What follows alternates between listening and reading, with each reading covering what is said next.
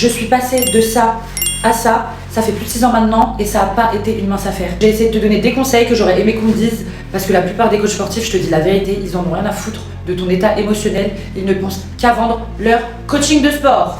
Le premier conseil que je peux te donner pour une transformation physique durable, ça va pas être un programme d'entraînement comme je t'ai dit, mais d'apprendre à reprogrammer ton cerveau et ça te servira pour tout dans la vie, pas que pour changer ton corps. Le plus dur dans une transformation, c'est pas de se mettre au sport, c'est ce qui se trouve dans ton assiette et derrière l'assiette, c'est tes habitudes et derrière tes habitudes, c'est ton cerveau. En des années, tu t'es habitué à te nourrir d'une certaine façon, parfois à manger tes émotions, te nourrir sans vraiment faire attention à pourquoi tu manges. Ton cerveau, lui, il a enregistré tout ça comme quelque chose de normal et de confortable. Quand du jour au lendemain, tu décides de tout changer, ton cerveau, logiquement, il va résister. Ça n'a rien à voir avec un manque de volonté, c'est de la biologie en fait, c'est normal. Une habitude que tu as ancrée depuis 10 ans, elle ne peut pas disparaître en 10 jours, mais par contre, elle peut changer. Donc concrètement, par où tu dois commencer? Premier tips, commence à traquer ce que tu manges. Ne te mets pas la pression, mais c'est vraiment pour que tu puisses conscientiser ce que tu avales en fait. Il y a beaucoup de personnes qui savent même pas ce que représente 100 grammes de riz cuit. Si tu sais pas ce que tu manges, comment tu veux derrière changer ton corps? Impossible. Deuxième tips, observe quand et pourquoi tu manges. Est-ce que tu as vraiment faim? Est-ce que tu es stressé? Est-ce que tu t'ennuies? Est-ce que tu es triste?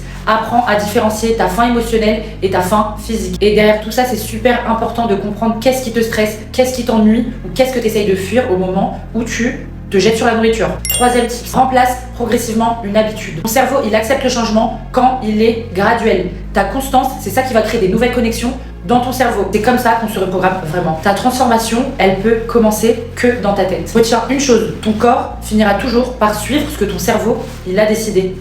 Tu sais ce qu'il te reste à faire.